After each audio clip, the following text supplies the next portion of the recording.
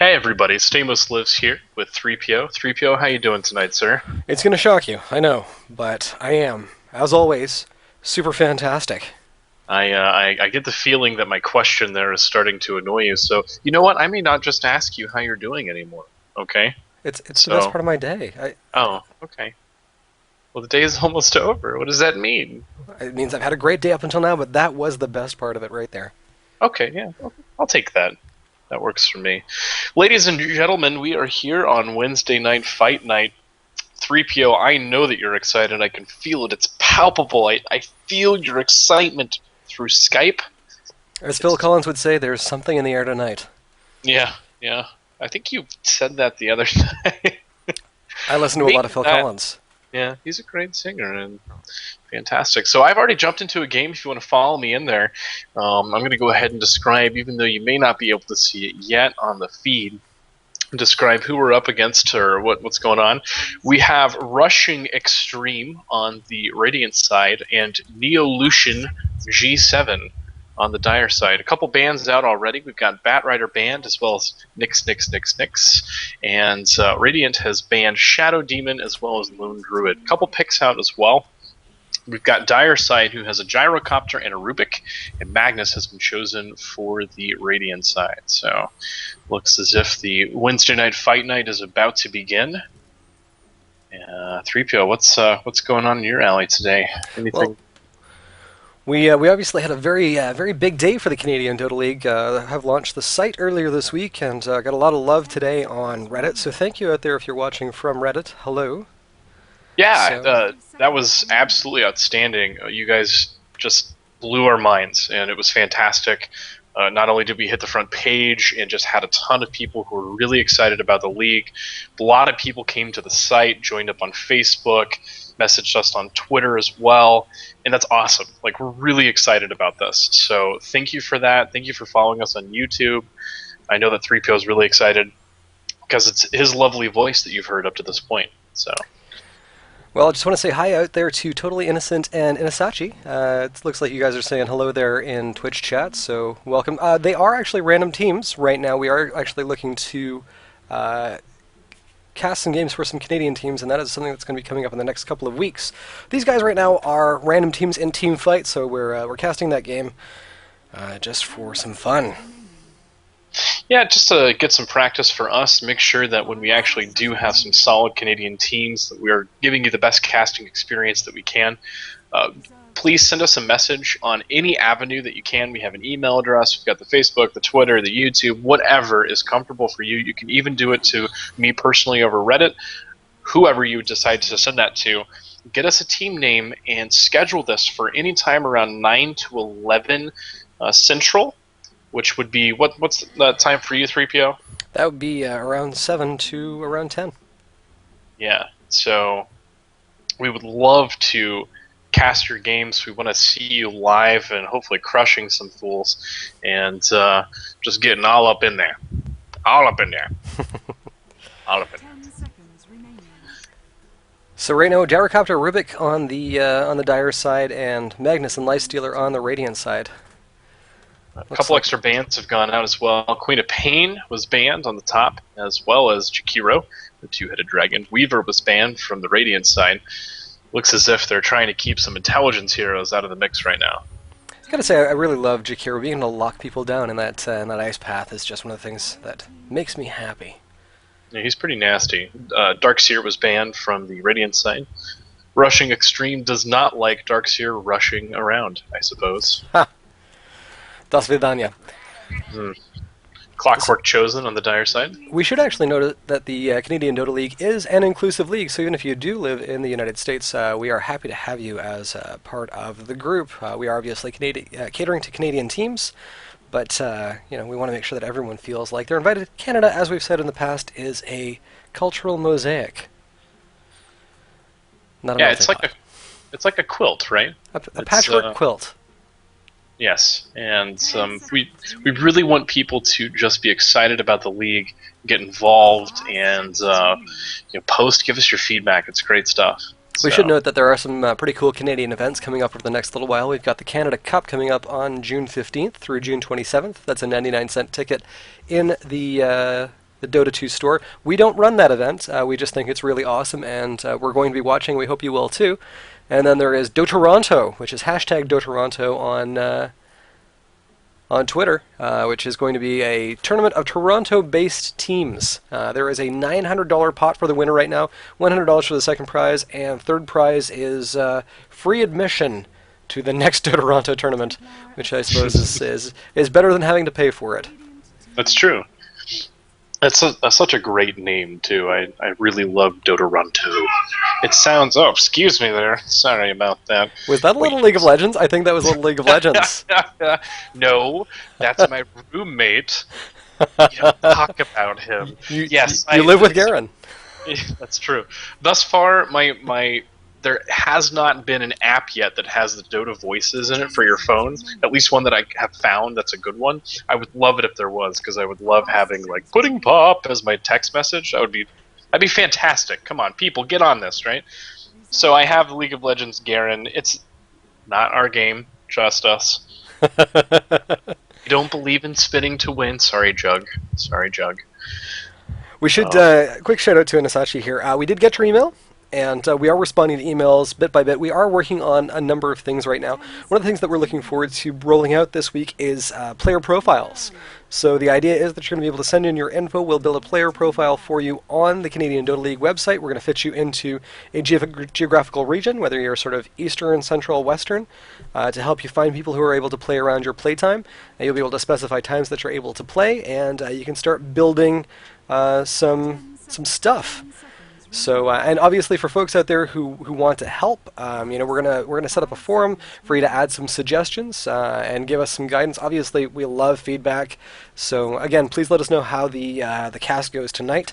I apologize if there's a little bit of lag. I'm actually in the process of upgrading to a Haswell processor, which I will be doing on the weekends. So any lag right now, I'm going to blame on the hardware and not the fact that I'm terrible at this. So please just run with it, nod with it, smile with it, and you're good to Just go. real fast here, we've got a couple more picks out. Templar Assassin was chosen by the Dire side, and Mirana, as well as Visage, were chosen for the Radiant side.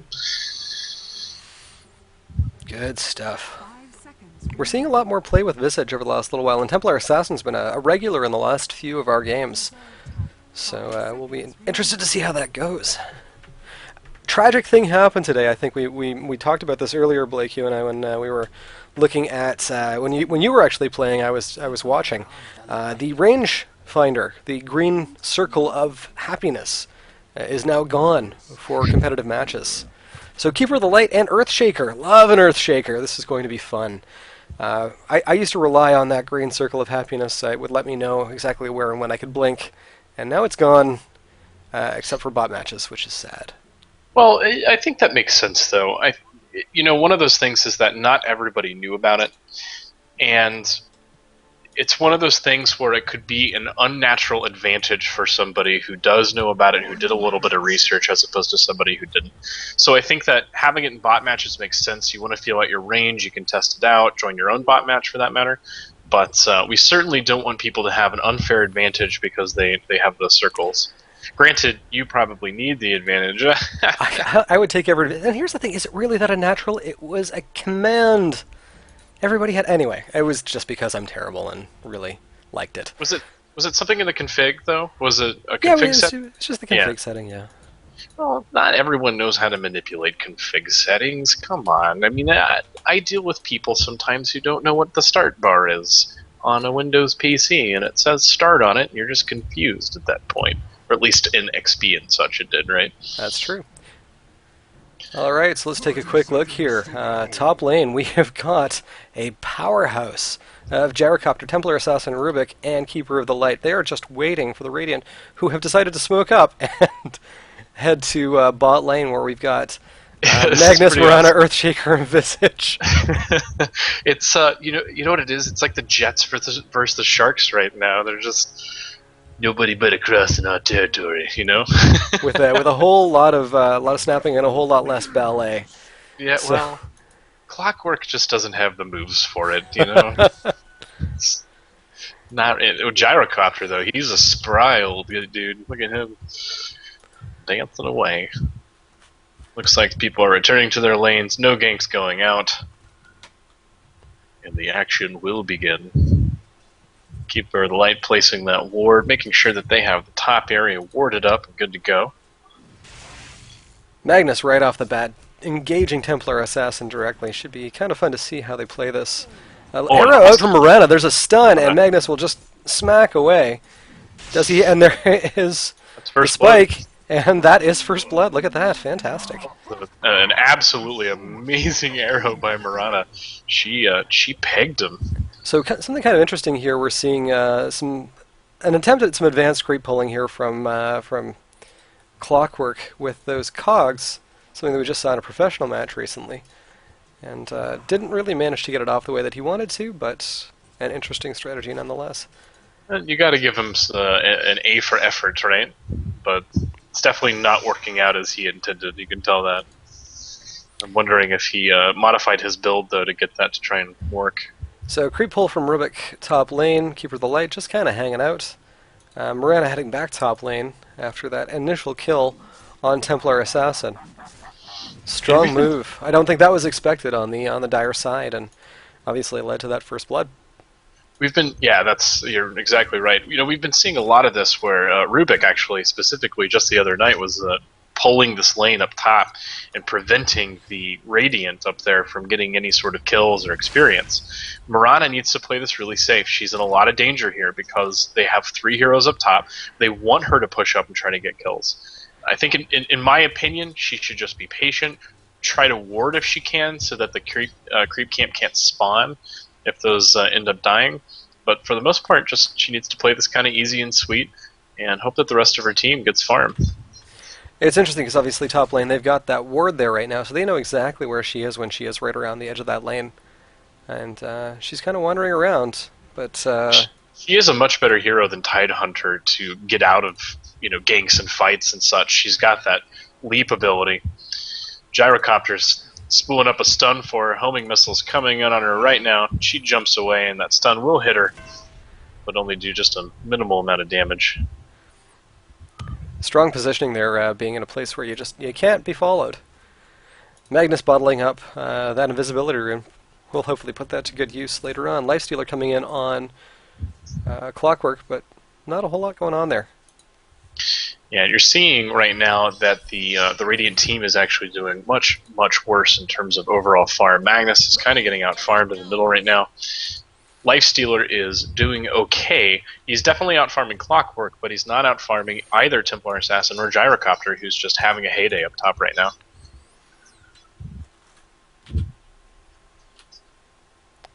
Magnus finally getting a little bit more farm, but still not nearly. I mean, Templar Assassin has 5 we'll see the invisibility up on Magnus here. He's just kind of hanging out.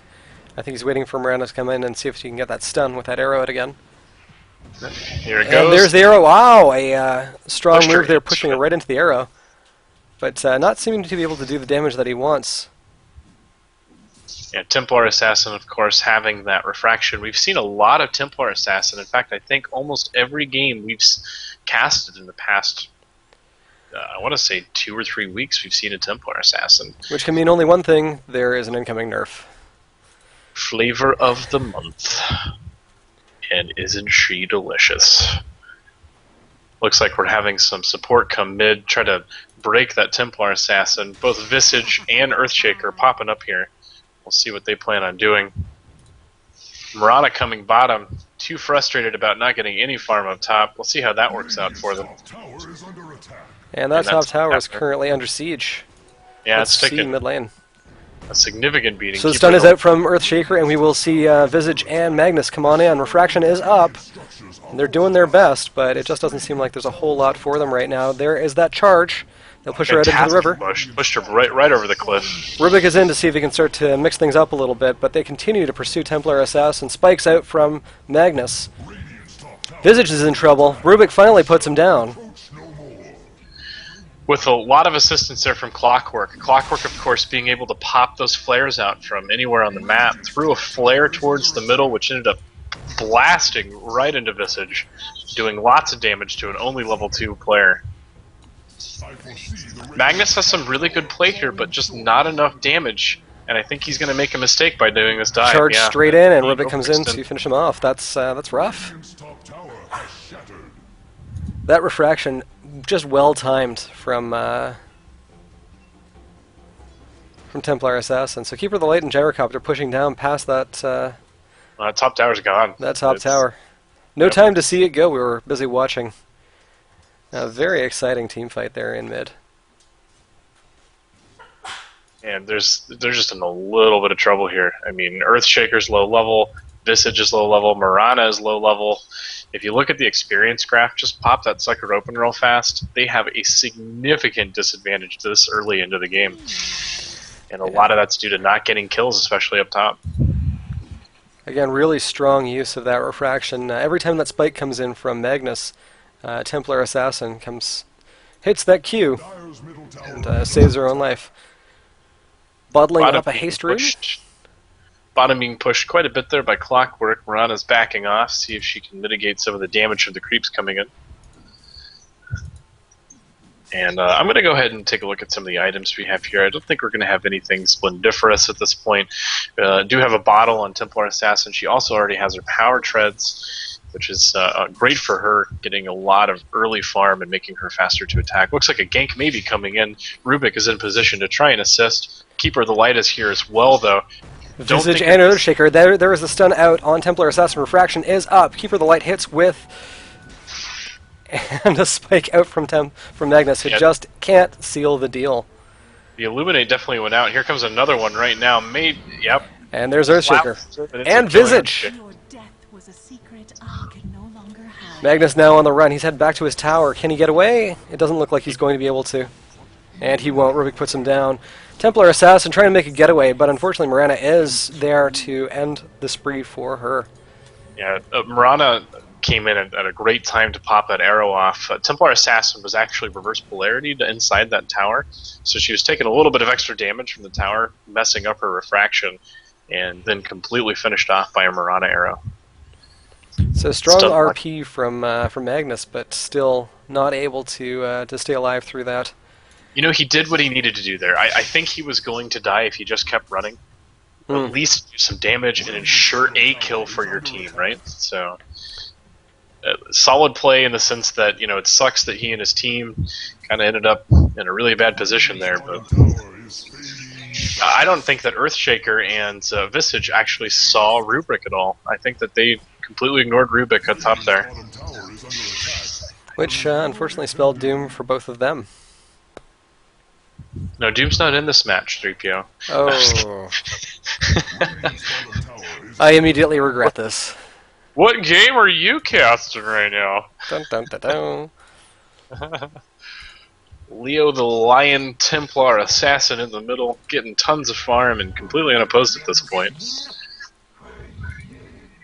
Rubik stealing that invisibility rune from Magnus, who just has to walk away. And again, you're seeing a little bit of an experience deficit here on the Radiant team. And we will see that invisible Rubik come in on Marana, putting a little bit of damage into it. She will ult, which helps out the Earthshaker stun goes out, but it is missed. We'll see Magnus come in and charge on Clockwork. There's that ult, the spike, and the spike will put Clockwork down.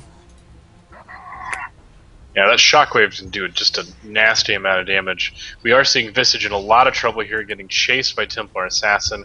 Very little that Visage can do to that massive amount of damage that she has.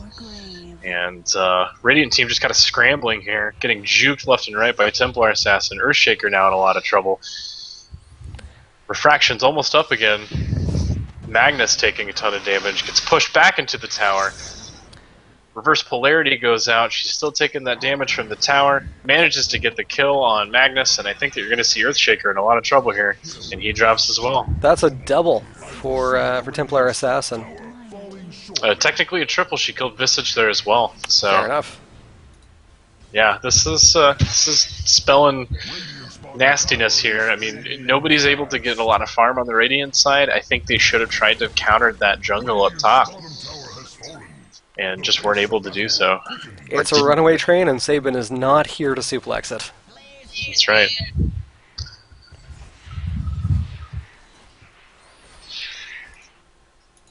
Let's see here. Keeper of the Light just getting some farm up top, trying to help out Gyrocopter, it looks like, who's ulting some creeps. Lots of farm coming out for him now. Let's see, Earthshaker coming to engage Clockwork bot lane. Gyrocopter's got a very farmy build here. He maxed out his flak cannon, which is just awesome to farm with. Does massive amounts of AoE damage, able to getting a lot of creep kills very, very quickly. So, probably open that experience graph one more time. Look at how extreme this graph is right now. I mean, that's just intense. We're 10 minutes in, and that's over a, looks like a 6,000 point difference. It's almost 7,500. It's barely under 7,500 right now. The gold graph is almost exactly the same thing. In fact, they're almost a mirror of one another. So, very, very interesting. Clockwork, realizing that he's slightly overextended, decides to pull out of the lane as Earthshaker and Miranda look for him. Gyrocopter up top against Lifestealer. I think the Radiant are also finding themselves very gold-starved right now. You see almost the exact same thing with creep kills. They're just incredibly low. The highest they have is 49, whereas Gyrocopter's rocking 78. So that stolen Earthshaker stun out from Rubik out on Magnus. Magnus will charge into the trees with Templar Assassin. The ult is out from Mirana, and we will see Cogs out on Magnus, who will be right-clicks down. And stolen Shockwave from Rubik will put him down. Mirana comes in on Templar Assassin, is able to get the stun off, but not able to seal the deal. We'll see the Fisher out. Earthshaker Fisher come in to see what he can do, but Mirana just got absolutely rocked. She just got melted. Yeah, Clockwork popped in there on Magnus with his ultimate and just completely locked him down. Really good hook shot by Clockwork there. Able to get in, do a lot of damage very quickly. I think he also popped out a battery assault, so did a lot of damage to Magnus. And I think you're going to see a third tower drop on the Radiant side.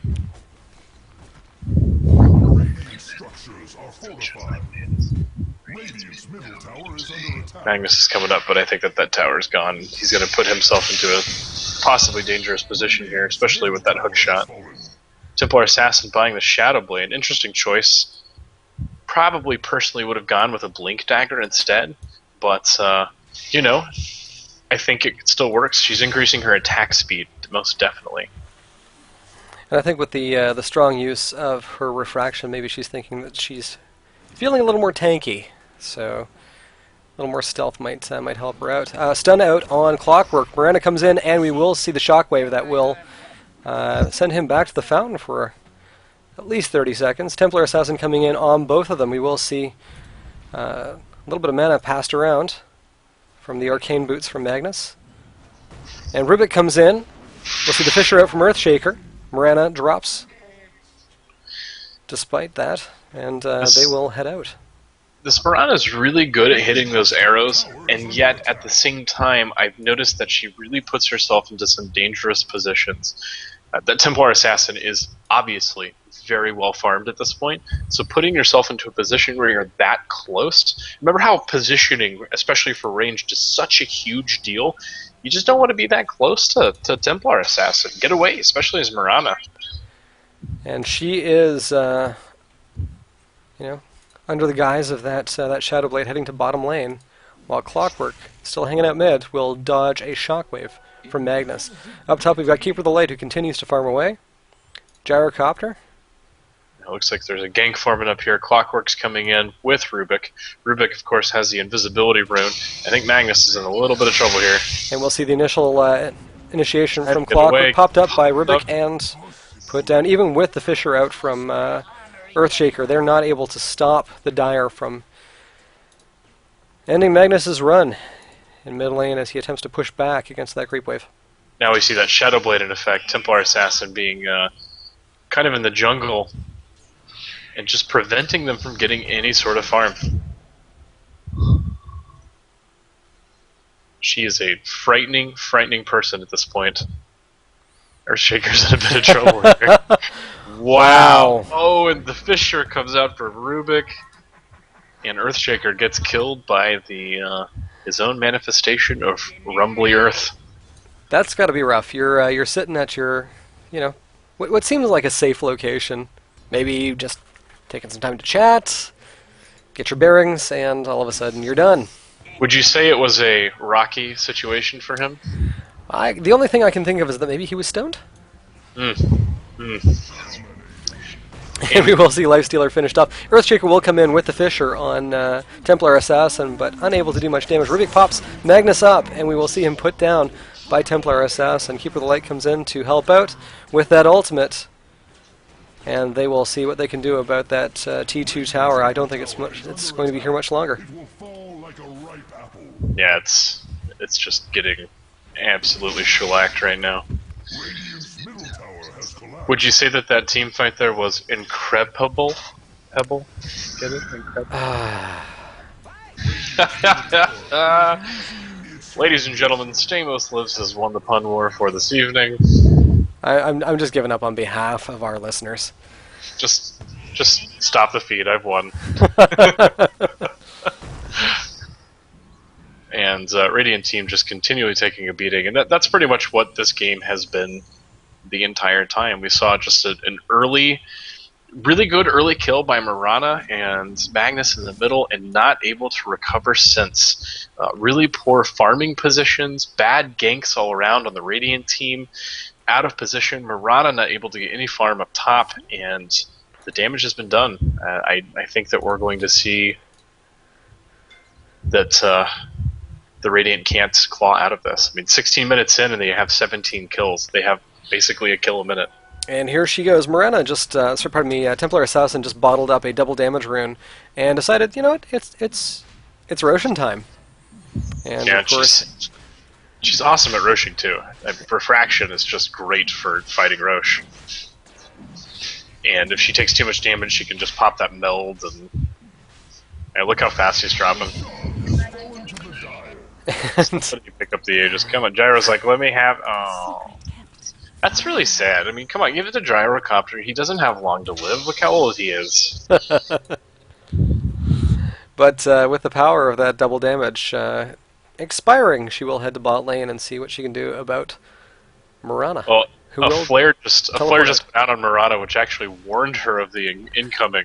You would think that the death of Roshan would be enough to let her know that she's in a little bit of danger, being that far extended. Still a strong mind play there. You know, it's you want to push bottom lane, throw that flare out, says we're coming. You might want to clear out. Shockwave out on Clockwork, pardon me, but. So you're saying it was a meta flare? I like it. I'll allow it. The game. You know me, I never met a flare I didn't like. Oh. Yeah. And the tables have turned in the pun war, folks. You had that one coming. Clockwork with another amazing hook shot, popping in on Earthshaker, who just has nothing to it. I mean, he just... And Rubik not expecting the Lifestealer to pop out of Marana and taking Rubik by surprise. He will drop Magnus, facing Keeper of the Light, with that ult up. Just able to cast that Illuminate and come in with some right-click damage. We will see the smoked-up team, pardon me, not smoked up, I beg your pardon, Marana's ult, doing what it can to keep them safe, but Templar Assassin will continue to pursue, and despite taking that damage, will just keep smacking away to see what she can do. Lifestealer from both Gyrocopter and Templar Assassin will drop. That Fissure actually prevented, that Fissure saved Templar Assassin there. I mean, probably didn't save. I don't think she was actually going to die anyway, but it definitely prevented Lifestealer from coming in and ripping her a new one. And we're going to see our first Tier 3 tower drop, most definitely. There's the channel out from Keeper of the Light, perfectly timed for a brand new creep wave. He's been really, really awesome with those Illuminates. Like, it's pretty crazy. It's exciting to see a really good keeper popping those out at the right times. The team fights, he's just been really clutch with those, doing tons of AoE damage. Morena coming from the backfield to hit Templar Assassin with that arrow. Call down is out from Gyrocopter, which will catch Lifestealer. Visage's minions out to see what they can do to help, but Templar Assassin with that refraction up is able to put Visage down. way too much gold out right now on the Dire side. The Radiant team can't even recover after being fully healed from the well. And Shockwave and Fisher out from both Magnus and Earthshaker respectively. Morana and Earthshaker hopping in close order. I mean, this was over probably a good 5 minutes ago, but if there was any question, I think it's just a matter of cleanup at this point. Yeah, I mean, almost even 10 minutes ago, to be completely honest. They got too far behind really, really fast. And the Dire side has just really taken them to town on this.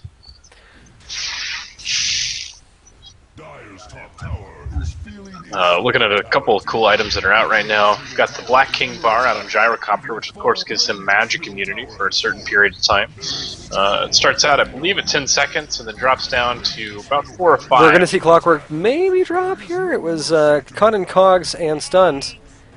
He is doing his best to make a getaway, but unfortunately will be caught out by Visage.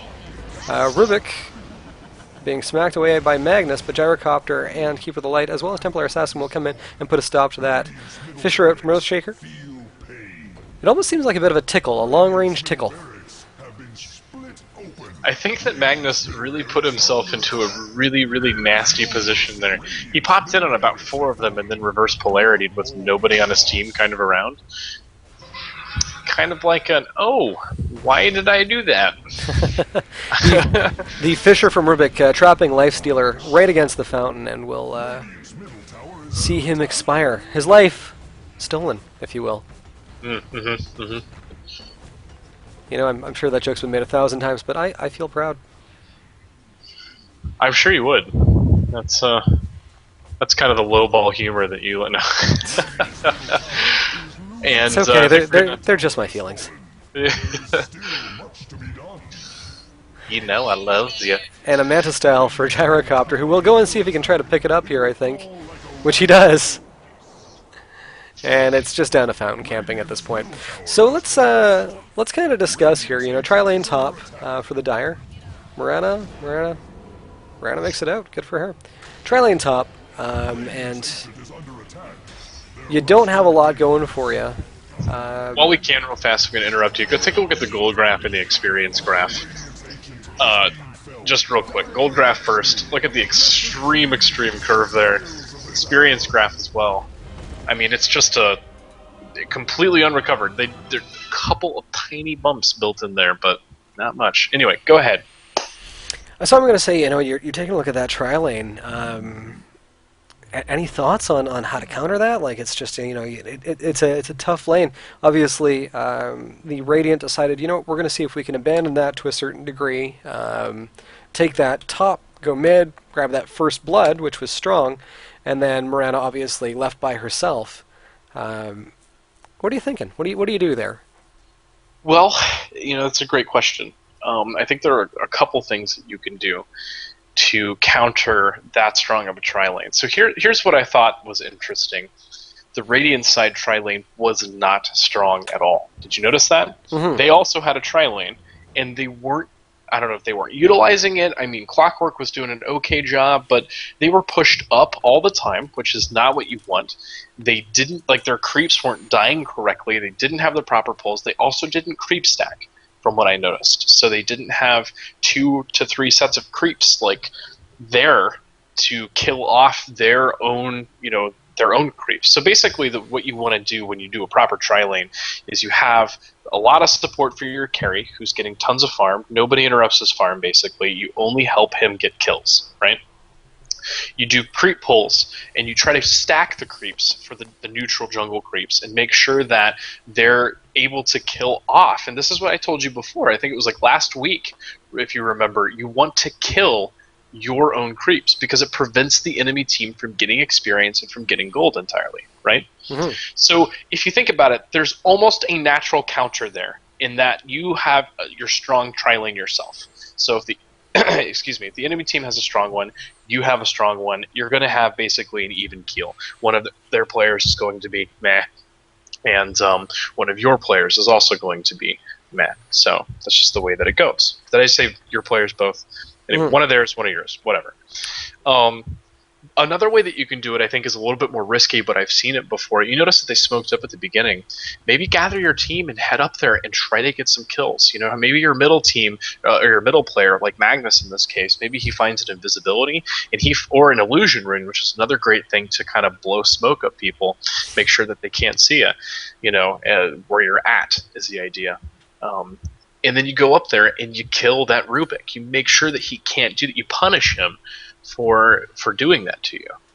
If you notice, Rubik and Keeper both were not necessarily high level either, but they got high level from eventually getting kills later on and swinging mid and helping out there too. Valid point. Templar Assassin, of course, just being an incredibly hard person to gank, and I think that the Radiant team found that fairly early after several gank attempts that failed miserably. Fair enough. So your man of the match? Man of the match. Well, that's a hard one. I think it's definitely got to be someone on the dire side. I'm going to go with Keeper of the Light, actually, this game. I think Keeper was doing a fantastic job of warding. He was really in position a lot to be a solid support player, and I was just really impressed with his gameplay. I think that he had very strong illuminates, and I think that this would be a game that if I ever wanted somebody to watch how to play a Keeper of the Light, this would be the one that I would do that on. Now, I didn't see him actually use his mana sucking ability much, where he can just completely decimate a person's mana. That but one I was is called Mana Leak. Yeah, I wasn't watching for the mana leaks though. Yeah, it's not mana suck. Banned in China. But I wasn't looking for it actively. I probably should be, but I was mostly caught up and just kind of being perplexed at Radiant's play for the most part, because it was unrecoverable for him, right? Anyway, definitely would be something that I would do. I would point this out to a friend, be like, watch this game if you want to play Keeper of the Light, because this Keeper he was in great positions, popped out some awesome illuminates for his team, and it was pretty cool to watch. So what about yours?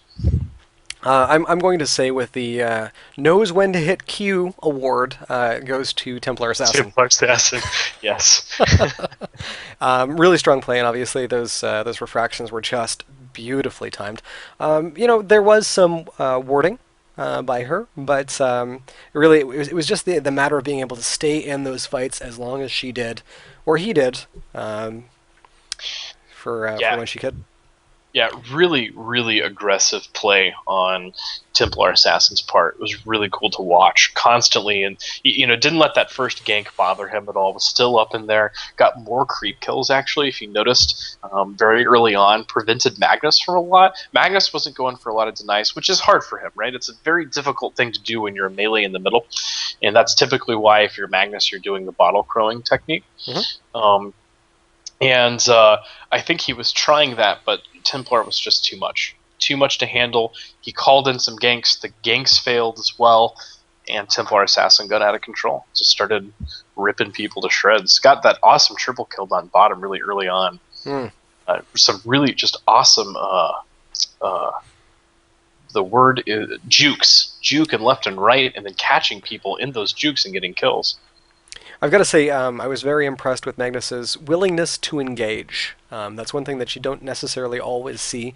And with a little bit more backup from his team, with obviously some stronger support from his team, I think he probably would have turned the tide of the match. That willingness to be there, but unfortunately, without that support, you can't make those decisions. You've got to play more defensively, and it's tough. So hopefully, for his or her next game, they will have a stronger foundation to work with. Your Darwin Award. That's going to Earthshaker right off the bat. That kill specifically, where he was on low ground and died to Templar Assassin, it was a really, really silly death on his part. It was basically throwing money at the enemy team. If you're in a position where your towers are getting pushed, if you don't see the enemy team, you definitely don't want to be at low ground right next to a cliff. That's bad. You're going to have a bad time. So, just don't do it. And don't put yourself in those positions. His fissure was constantly stolen from him. One thing is whenever you're against a Rubik, you need to make sure that if you're casting really powerful stuns or abilities like that, you're following it up with a weaker ability. immediately. Even if it's going to waste your mana, it's better than Rubik getting that Fissure and just rocking people like Rubik did. And Rubik was actually better at popping out the Fissures than the Earthshaker was. Did you notice that? I did. He was using them defensively and he was using them offensively to get people stuck. It was really kind of funny. I think probably the best example of that was right at the end, where it didn't really matter, but Lifestealer got stuck behind that wall, and it was beautifully placed. For myself personally, I recognize that Earthshaker probably wasn't the strongest play. I found Lifestealer could have been more present. I mean, obviously, you've got to be able to take the time to build that Lifestealer into more of a threat, but it just really felt like he wasn't that engaged, and I didn't really think that it was strong play there. I would have made some different decisions. So just my personal opinion, but Darwin award from me goes to Lifestealer. I think he got countered really hard. A Templar Assassin, for one, seems like a really good counter to Lifestealer because that glyph slows him down so much that you can basically kite him. And on top of that, Rubik was just throwing him up in the air. He had stuns for him. There wasn't a lot that Lifestealer could do to really get himself into positions for some good kills. And that's unfortunate, but that's the way the game goes, right? Mm-hmm. You get countered, you get countered. So it may not have been necessarily a purposeful or intentional counter, but he was countered fairly hard. Fair and enough. completely unable to get those kills. So it looks like we might have some questions out on the Twitch channel. Any questions, guys, as we wrap this up? One last little moment. Any thoughts? We'll give you a couple of moments to write those out. And that's that. So we should note that we do have some more videos coming for the Canadian Dota League for our Learn to Dota series.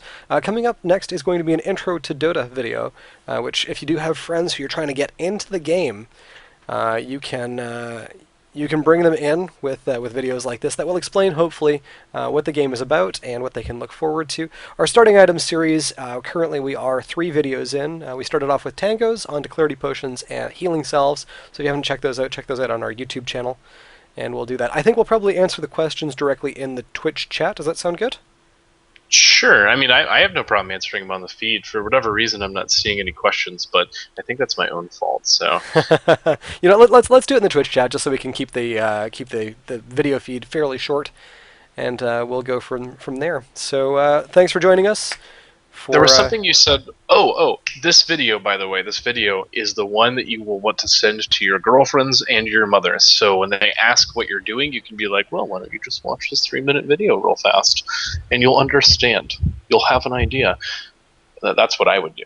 That's fair enough. Also We've got a question. We've got a question here. How long before you think that you can start making a league for people to join and start some matches? We're looking to start that pretty much right away. So, like I said, later this week, hopefully by Friday, we'll have player profiles in place. The idea here is that you will be able to jump into the forum. You'll be able to let people know that you are interested in either playing a match as solo queue, or you're looking to join a team. Those player profiles will exist on the Canadian Dota League website, so you will have your own address that you can sort of give out to folks and use in a banner rotator on forums as well. So essentially, we're looking to do that right away. As far as an IRC channel goes, yes, we are looking to implement that, I would say probably within the next 2 weeks. We've actually got a plugin that we're going to put into the site. And that will mean that you'll be able to log into the IRC channel right on the Canadian Dota League website. It will exist essentially as almost part of the forum, so you'll see the forum at the top of the page, and you will see the IRC at the bottom. So that's kind of a neat feature. I'm currently using it on another site, so we're going to bring that over. Codebase is already done. We just need to style it so it looks good, because currently it's blue and we're red. Yeah, something to throw out here. I don't know. I think a couple people know this, but we have basically just started this about a week and a half, 2 weeks ago. Now, that's not an excuse. What that is us basically just letting you know that we have put a lot of thought into this, and we have so many ideas that we're going to be basically implementing soon, but we haven't gotten there yet just from time. Both 3PO and I do work other jobs, like our main job, essentially. But what we're doing is, in 2 weeks, we have built everything that you've seen, all the content that we've put in. We have G-list documents that they will critically hit you. If you, it's like we have a Crystallis G document. It's ridiculous. That's a really, really bad reference, isn't it? But we want you to know that we have put tons of thought into this, and that's why we're asking for feedback, right? We love getting the feedback. We want to know what's going on. So anyway, we the league play, man, we'll hopefully have that out really soon here. Um, 3PO is mostly heading that up, so I'm super excited about it. So, last question here was if anyone wants to help out, how can we? What can we do? Obviously, make contact with us, which is what you've already done there. We're going to, like I said, we're going to have a forum for folks who want to be involved. That will be a private forum. It will be invite only, and we will obviously put out on the table what it is that we have available for you to help out with, as well as an area for you to offer your suggestions. We've had some great feedback from Reddit. Obviously, very pleased with what folks have had to say. It's been very supportive, but there's also been some insightful criticism, which we're very much open to, because my mom hugged me a lot as a kid, so I feel good about taking criticism. It's necessary for us to get feedback. We need it. So even if there's nothing wrong with giving negative feedback, guys. It's really important for anybody to get that, because the only way that we're going to get better for you is getting that negative feedback and learning how we can be better for you. So if you wanted to see items more, let us know. If you wanted 3PO to stop with his terrible puns because mine were better, let us know. That sort of thing helps us. It drives us to make better content. Comment on YouTube. We love getting those comments. Like, even if you're just don't make it like this is terrible. That doesn't help us, right? Be That's helpful in your criticism. So I usually log onto my other account to put those in.